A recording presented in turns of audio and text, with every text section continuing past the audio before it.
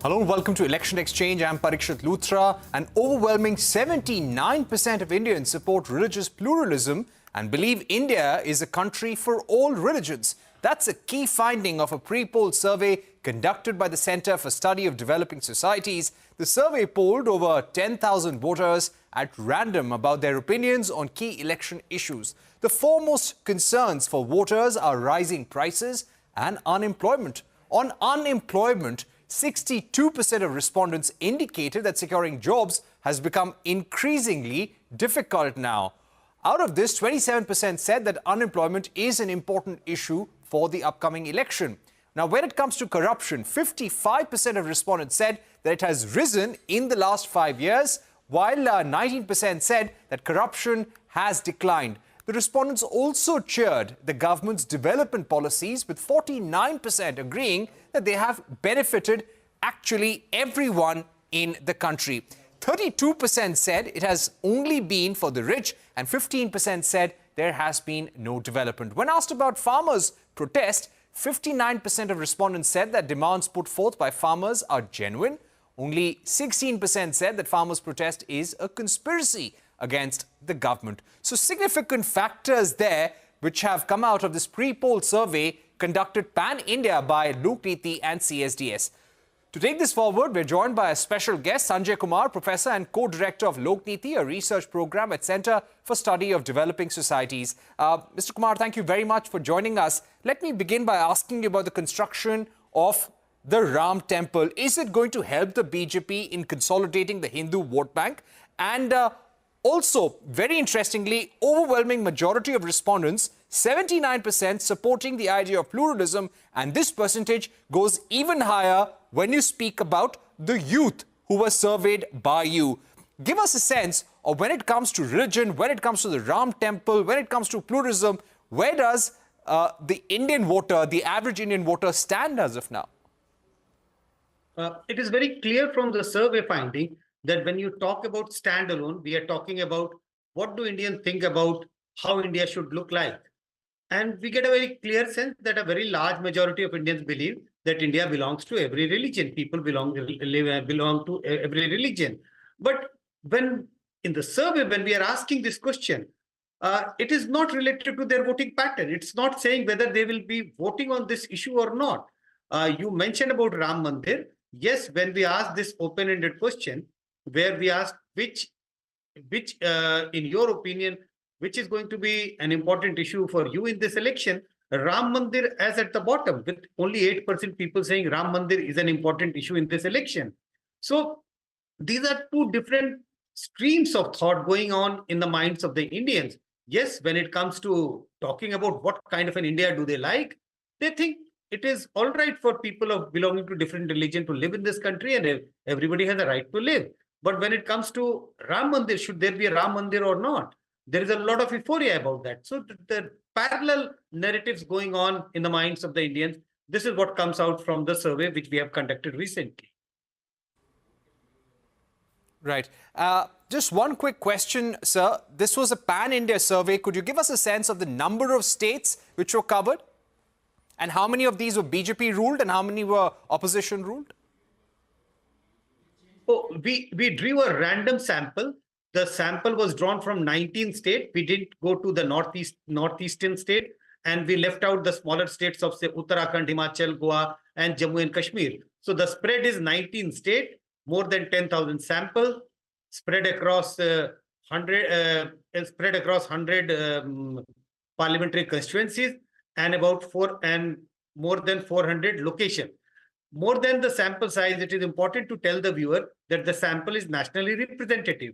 When I say nationally representative, it represents the people in the sample in more or less equal proportion, as they say, with regard to rural, urban, men, women, and various other socio-demographic indicators. Right. Mr. Kumar, as you said, when it comes to the importance of Ram Temple as an issue, it's probably at the bottom for the voters that you had surveyed.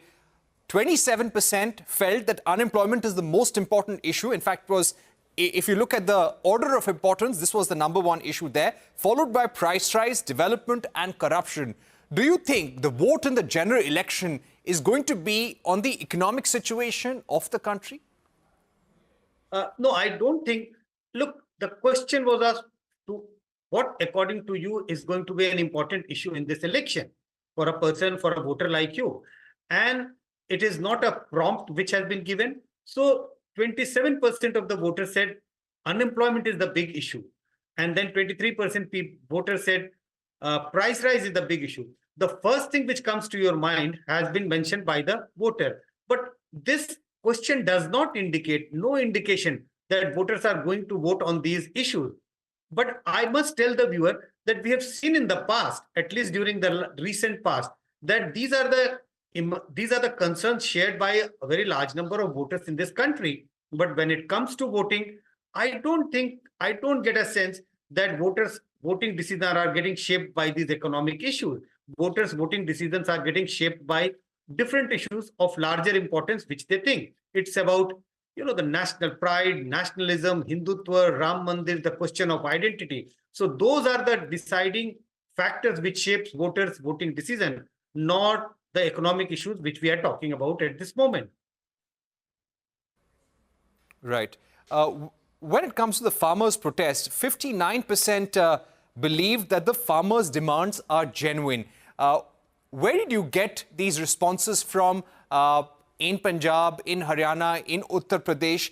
And also, how many people actually believed that these protests are a controversy or a conspiracy against the government? Divided opinion. But a very large number of people believe that farmer protests are genuine. They have a right to protest.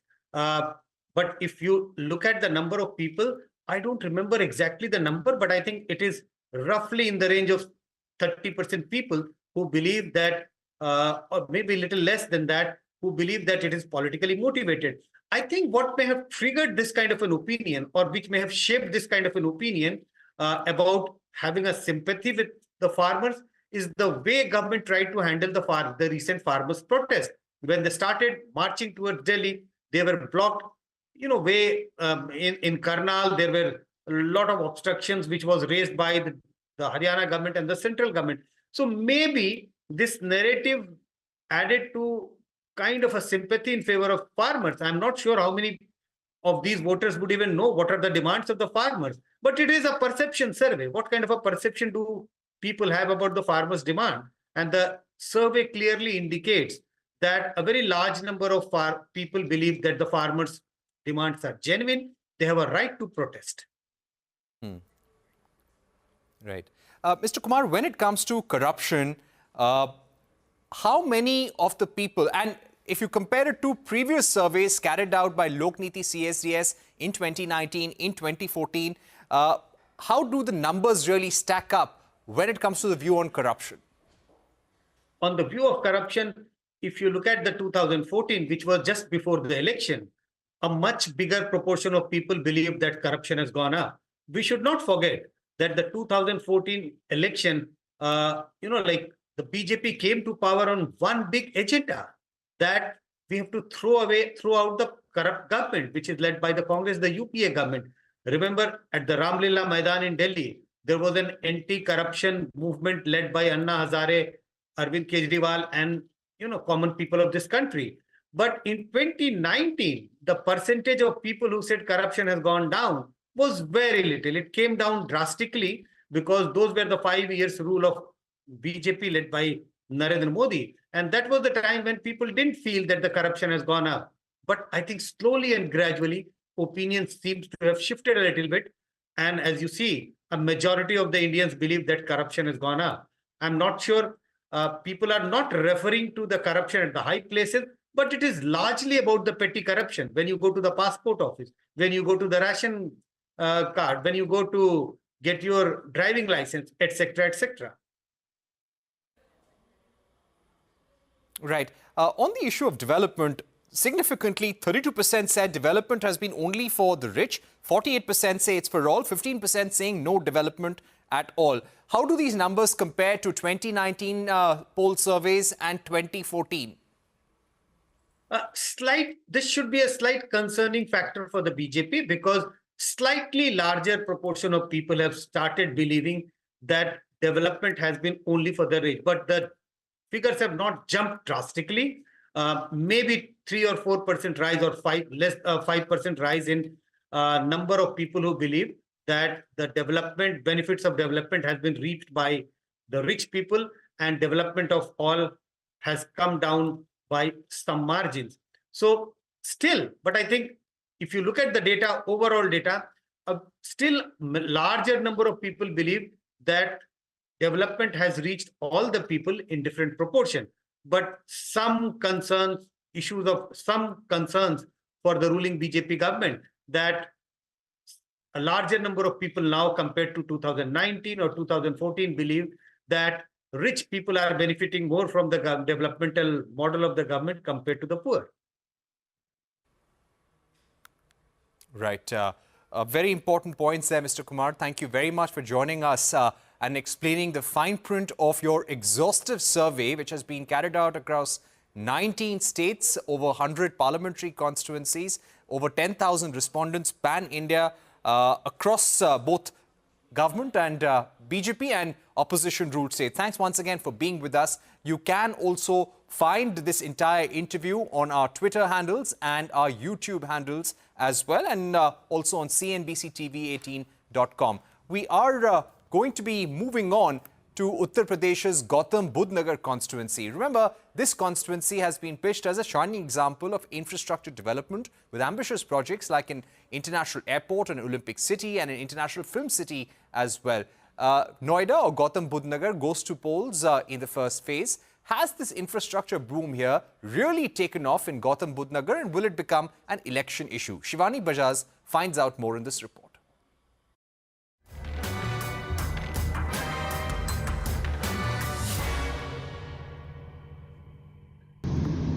In the last few years, Uttar Pradesh's Gautam Budh Nagar has become the poster boy for India's infrastructure development. The state is poised to unveil Asia's largest airport in Jewar and has ambitious plans for a world-class Olympic city in Yamuna Expressway area, alongside an international film city and a heritage corridor connecting all these developments to the iconic Taj Mahal and Vrindavan. While these projects remain in the planning stages, the ruling party is expected to leverage them for the upcoming Lok Sabha elections. The upcoming Jewar International Airport is clearly at the center of most of the infrastructure development, be it building a small city around the airport or connecting it to important sites. Work is on in full swing. Yamuna Expressway Industrial Development Authority officials tell CNBC-TV18 that talks are on to decide on a new rail line connecting Jewar Airport to the IGI International Airport in Delhi. Apart from that, a 72-kilometer Rapid-X-Cum metro route is in the making from Ghaziabad RRTS to Jewar International Airport. However, the ruling party is accused of ignoring the convenience of people of Gautam Budh Nagar. Noida, Greater Noida and Yamuna Expressway areas are majorly inhabited by flat dwellers, and the delay in construction of many properties is a big issue. The lack of traffic management in areas like Noida Extension raise issues of improper planning in the majorly urban constituency of Gautam Budh Nagar. Infrastructure की आप बात कर रहे हैं, आप बताइए ना कि आपने डिलीवर क्या किया है। जेवर एयरपोर्ट की हम लोग बात करते हैं, 3 चरणों में काम होना है। पहले चरण में अभी 50% काम भी पूरा नहीं हुआ है, जबकि ये इनका जो प्रोजेक्ट है ये पिछली सरकार का था। आप फ्लैट बायर्स की समस्या किसी से छुपी नहीं है। आप इस शहर में किसी भी तबके से बात करेंगे तो वो एक तो वादा खिलाफी की बात करेगा जो भारतीय जनता पार्टी ने उसके साथ की है, और दूसरा जो त्रस्त है, जो यहाँ की व्यवस्था से त्रस्त है, उसके बारे में बात करेगा। योगी जी की दूसरी सरकार है, अभी मेट्रो का एक पुल भी नोएडा एक्सटेंशन के लिए बना हो तो बताइए। बार बार हम सिर्फ ये सुनते हैं कि आज 1000 करोड़ इसके लिए सैंक्शन हुआ है, 2000 करोड़ हुआ है। ये सिर्फ जनता को बहकाने वाली बातें हैं। सबसे ज़्यादा प्रॉब्लम यहाँ ट्रैफिक की है। सुबह आते हैं कॉलेज के टाइम पे, तब भी ट्रैफिक रहता है, और आते वक्त भी बहुत होता है। 1.5-2 घंटे लग जाते हैं ग्रेटर नोएडा जाने में। The new parts of Noida that are getting built now, especially near Patla Chowk, which is Greater Noida West, a lot of development is coming up. That whole roundabout tends to get a lot congested during the peak hours in the morning as well as evening. So that is something which maybe somebody will have to look into, maybe provide some alternate routes to that area.